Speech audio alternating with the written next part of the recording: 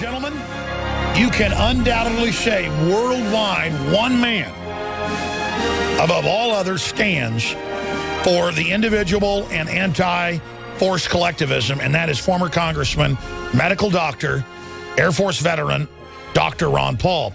And he joins us for the next 20 minutes or so to cover the waterfront. I intended to ask him about Syria and the victory we've had. That was my first question, the victory we've had in backing off an expansion of war and the Russians threatening nuclear war over it. And I said, sir, what would you like to cover first? And he said, Syria. So we're on the same page. Then we're going to get into the attack on the real Tea Party that he helped found a decade ago. His movement grew into the proto-Tea Party about 8 years ago in his first run for president. Well, it was his second run, but, you know, the first modern run. And he joins us now. RonPaulChannel.com has a lot of amazing guests. Very excited to tell folks about that. More liberty media to displace the dying dinosaur media. We're going to talk about the future of the controlled media, the attack on the internet as well. We're going to cover the waterfront. But first, sir, you said you want to talk about Syria. So please give us, Dr. Paul, your take on that. Well, I hope it's good news. So far, so good. The people spoke out because they've been listening to programs like yours and a lot of other ones. And the people spoke out when the president decided that he would come to the Congress and get permission to start bombing Syria. And the American people evidently said, we've had enough wars, we don't want it, and we're not going to let our congressman vote for it. So he knew he couldn't win the vote, so he backed off. So they had to back off on the bombing. So I think this is a victory. Does this mean that he has changed his tune? Probably not. He's still very much involved.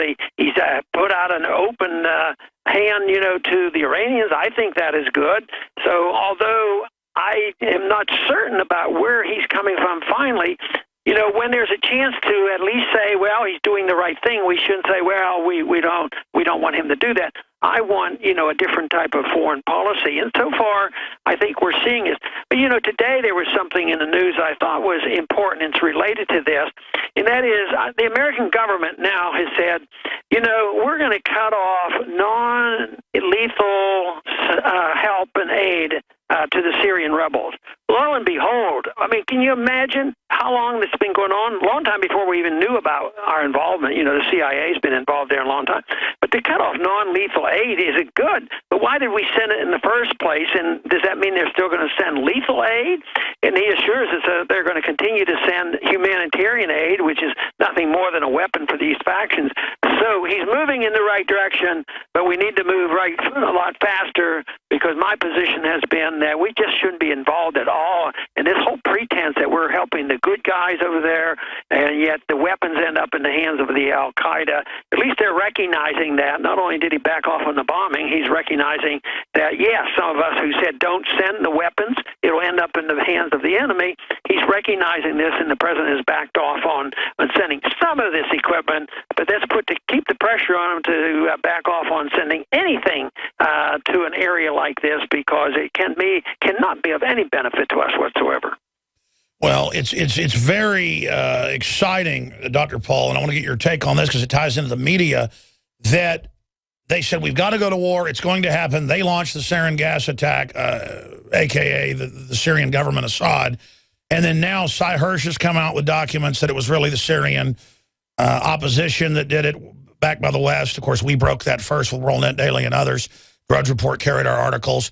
And, of course, we got attacked for it. Your son got attacked valiantly in the Senate for daring to point out that we were funding al-Qaeda. But overnight now it's admitted, and suddenly we don't ever hear about Syria in the news anymore. From imminent, we've got to have war, to let's not talk about it, and we've stopped this criminal escalation. To me, and we're seeing this now on so many fronts, Obamacare, you name it, their wave has been stopped politically. And I've seen this historically, where everything they wanted they got just by weight of inertia. Now it looks like we've stopped them and are beginning to turn the tide.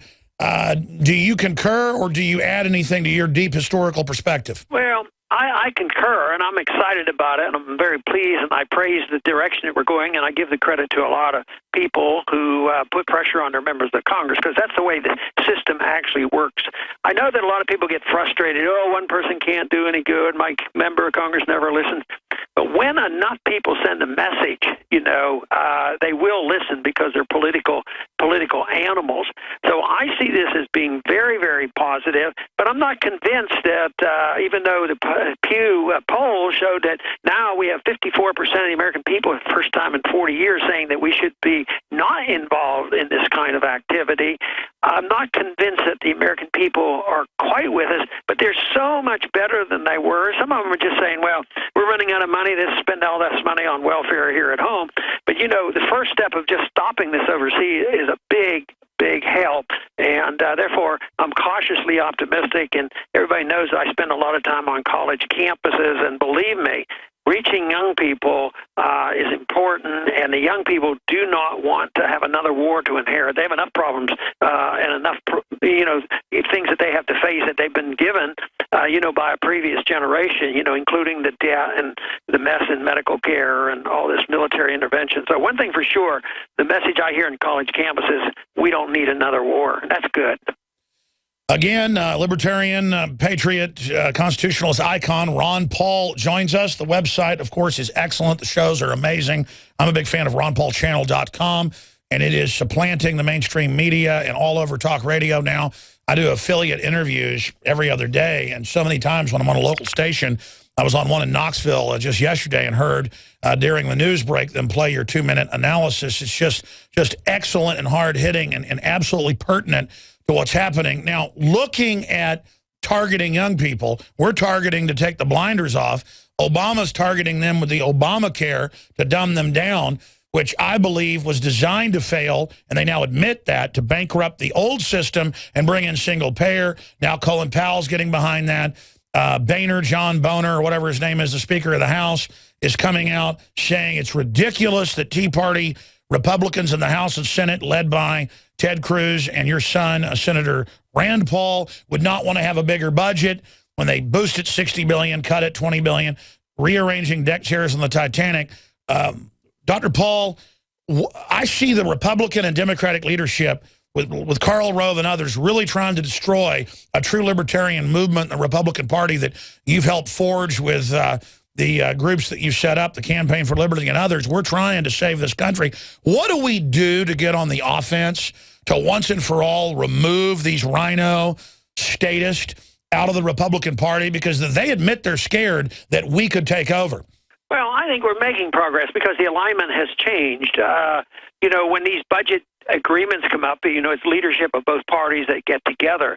But the grassroots, on both sides frequently get together. That's what happened on the bombing. The leadership, Republican and Democrats, wanted to give permission to the president to bomb Syria, but the people went out and reached the individual congressman. That's exactly what happened when we, got our audit the Fed bill passed on 2 occasions in the House, and it wasn't because I had any, legislative clout. In that sense, I didn't have any ability to put leverage on anybody.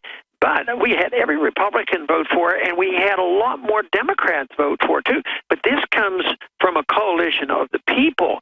So I think the most important thing is changing people's attitudes, and hopefully issues like war, issues of NSA spying, issues of the Fed, they transcend some of this party stuff. And I love the issues where you can reach both elements, where we can come together and change policy. But then there's this power struggle that is so disruptive to the whole system in Washington. Even though they do compromise on the big issue, there's a big fight on who gets to pull the strings and write the checks. Well, I agree with you. I would be a Democrat if they had Ron Pauls and Rand Pauls and Ted Cruz in it, and I would love to take over the Democratic Party with American free market ideas. Separately, as you know, they're scapegoating capitalism for the problems we're in when it's purely crony capitalism. How do you see us winning that fight, Dr. Paul, for the hearts and minds as things collapse into collectivism that you've always predicted? You have said many times that the crisis is they'll offer more collectivism as the answer. How do we reverse this QE unlimited, what's happening with the economy? How do we explain to people that it's insider groups doing this, not the free market? Well, there's no easy way. We have to keep plugging away, and that is getting information out there, which that's your business, and that's been my goal. And if you change the prevailing attitudes of the people, you will change the attitudes of people in Congress. But it's been helpful. There's been a couple things going on here in these last 5 years, and I especially noticed it during the presidential campaigns that I was involved in, and that is communications are different now. Your communications are not average. You're not Fox News. You know, you communicate with a lot of people, but it's differently. So we have the internet. We have radio programming that's independent. So that vehicle is available to us like never before. But also, the evident failure of the system is so clear. So we look at it and say, yeah, the foreign policy of the Middle East is a disaster. Let's slow it down. So this information has gotten out, and we can use that to our benefit. So I think it's going to be the failure of the system. I think the question that you might be raising here is, yes, we know it isn't working, and we know things are going to come down, but what will the results be? And that's still up for grabs, although we can look at some areas that are very positive and we can be optimistic, but that is the bottom line. You know, who gets blamed? Will it be capitalism in the good sense, or will it be crony capitalism that gets the blame? You know, we have these, Wall Street, demonstrators, but they're always complaining. But it should be shown that they're against crony capitalism, not free capitalism. It's an educational effort, and I think the opportunity is there. The opportunity to spread the message. At the same time, the failure of the system is going to play into our hands because there has to be a need. There has to be a replacement. Because if we allow a vacuum to, come with the failure of the economic system, believe me, we're going to end up with a worse situation. Then we will have dictatorship, and that's why empires and dictatorship depends on lies. And just look at the lies that we've had to put up with in the last several decades. They get worse and worse. At the same time, we have more whistleblowers than ever before. That's right. So that to me is a good trend. We've only got about 4 minutes left with you, and I appreciate your time. Let me throw this out at you then, since you mentioned dictators. That reminds me, they're finally having congressional hearings, as I'm sure you know as a news hound, with Jonathan Turley on the left and Cato Institute, people on the right, saying Obama pretty much has become a dictator. Doesn't mean he's physically a dictator who'll stay in office, but they're making the office dictatorial on immigration, on Obamacare, which they created, across the board, on power plants. What do we do about repudiating Obama? Because if we just let him sail off into the sunset and don't impeach him or don't repudiate it, it sets that precedent that you just mentioned. What do we do about dictatorship? And then separately, give me your take on Obamacare. Well, Obamacare, I mean, we can dismiss that rather easily as a total disaster, and the medical care that you will get is no better than the computers that he has been working with. But, the dictatorship is a very real thing, but I don't see it as limited to Obama, because when you look at what's happened and what has happened, with the attack on civil liberties, the spying and the covert war, there is Republican and Democrat. What about the National Defense Authorization Act? That was under another administration. And we have this idea of assassinations. This too often is bipartisan. Yes, if you want to tag it on and show what's happening with Obama, that is fine. But I think we're going to accept the dictatorship that is elected, because people say, well, no, he's going to announce for a third term and he's going to be a dictator. I don't think that's going to happen. I think the American people would shake the American people finally, and I think it would serve our interest. But that doesn't mean that we will have a less dictatorial government. Oh, I totally agree. So we now have Exactly. So we now have a kind of a dictatorial bureaucracy and a system that has just set the precedent to get away with whatever they want. So let me ask you this. How do we reverse that, briefly? Give me your take on where you think Obamacare is going now. Then I have one more question for you, Dr. Paul. Okay. Well, I think Obamacare probably is going to limp into existence, and that the election next year will show that it wasn't very popular, and they'll probably back off a little bit. But even if Republicans have more control next year, they're not going to get rid of the whole thing, and they're not going to take a principled stand of questioning why should the government be involved at all.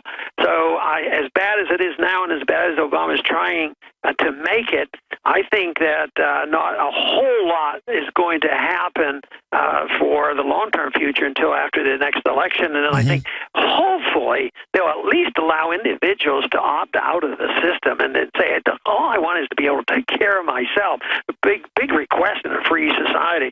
So I think that it doesn't look good on the long run, but at least maybe it'll get improved a little bit after next year's election. Sure, or Rand Paul's bill to make Congress, the House and Senate, live under the same laws they passed for us. I mean, for me, that's major discrimination that they're exempt. I know you pushed against that. And speaking of that, here are the two final points that go together. Former Reagan advisor David Stockham, a top economist, told Bloomberg earlier in the week that every market valuation has lost every anchor to the real world. That sounds like Ron Paul talking. A lot of economists say the big event has to happen by the middle of next year with all this QE unlimited, with the bubble bursting. What do you think is happening in the real economy with all this fiat? And then what's the word on your son running for president? Well, you know, I think in the real world, the economy is a lot worse than people, think. Of course, the people who are suffering, they know darn well. And that's the bottom 1/3, at least, because, if you look at the workforce, only 61% of the workforce are employed. So more than a third of the people are essentially unemployed or having a terrible time. And yet, stock markets go up, and you look at Wall Street, and there's more wealth than before in certain groups. So it's a bipolar world. It's the very rich and the very poor, and that is going to continue, and it's a predictable event by Austrian economics that this would happen and middle class would be destroyed. But that's going to lead to, a lot of political problems as well. Economic problems lead to political problems.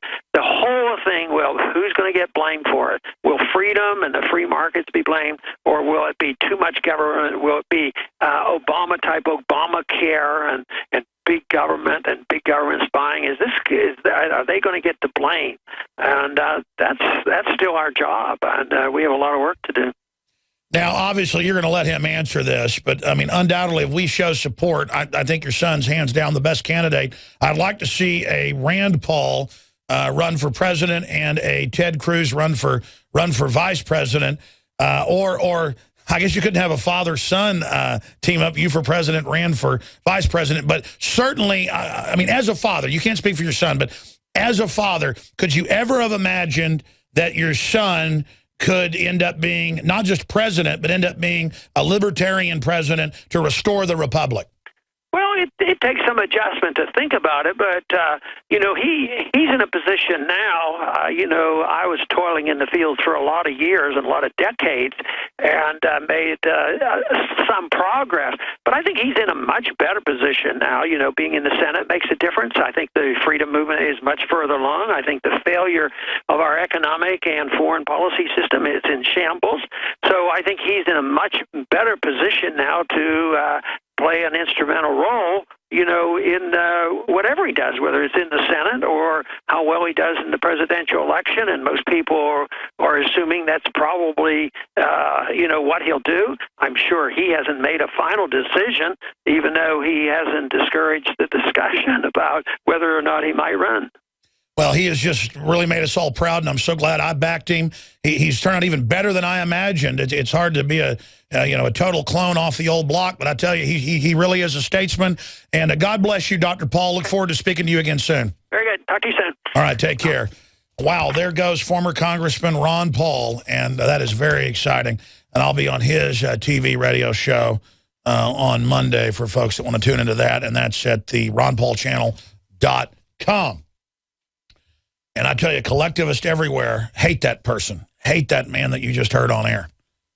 And I got to tell you, I'm a little bit proud of the fact that I personally twisted arms behind the scenes. And Rand Paul's even said this on the show. I could get Rand Paul on the show, but he goes through a lot of flack with the Republicans and the establishment. Last time he was on, he called up and said, hey, I want to come on your show. I haven't talked to him in probably 6 months. I need to call him up privately and talk to him. And because it's good to have controversy. I think it'd probably be good for him to come on and have MSNBC attack him for coming on here. You go on that crazy person show. Yeah, the guy that said the NSA was spying on us 15 years ago, or the guy that said they were preparing for war with the American people. I mean, yeah, I act crazy a lot, folks, because I'm an angry, real person. And I mean, I think we should be acting, quote, crazy about being raped, having our liberties pillaged, financially abused, having a bunch of Marxists and communists and socialists and fascists running rampant all over the place. I'm upset. We've got our calm, stately Ron Paul. We've got the statesmen like Ted Cruz and Rand Paul, but we need some firebrands. And believe me, this isn't an act. I am like this, but I fit in. And regardless of what color you are, how old you are, where you're from, male, female, Catholic, Christian, whatever you are, Protestant, Muslim, Jewish, it doesn't matter. Can't we all just agree on justice and liberty and try to restore the republic?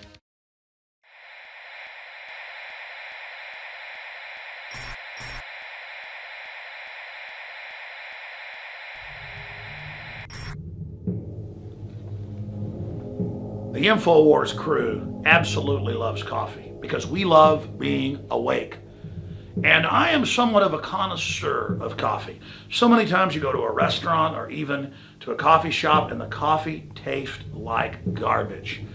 And in all the different coffees I've tried, my favorite is grown in the high mountains, in shade, Arabica, on the border with Guatemala in southern Mexico by the Chiapas farmers. I make sure we've done the research. I make sure it's the very best product that we can offer you when I put my name on it. And I believe, and it's my taste, so you may differ, that this is the best coffee in the world from southern Mexico. Wake Up America Patriot Blend, 100% organic, Arabica shade grown. And then we have the Immune Support, 100% organic coffee, infused with a special type of mushroom known to boost the immunity. This coffee is seriously so smooth. I normally have to douse my coffee with cream and sugar and cinnamon and all kinds of tasty treats, but this, I drink this black. It is so good. Well, that's why I like it, is that it has a kick, it has really good caffeine in it, it has a good clean wake up that lasts for a long time, doesn't give me a headache, but it's so smooth, it's so delicious. Just try it out for yourself. I'm telling you, this is my favorite coffee. We went through a lot of trouble to bring you this. Just try it, and I think you'll be hooked like we are here at InfoWars. Well, folks, find out for yourself and support the information war today. It's all available at InfoWarsLife.com or by calling toll-free 888-253-3139.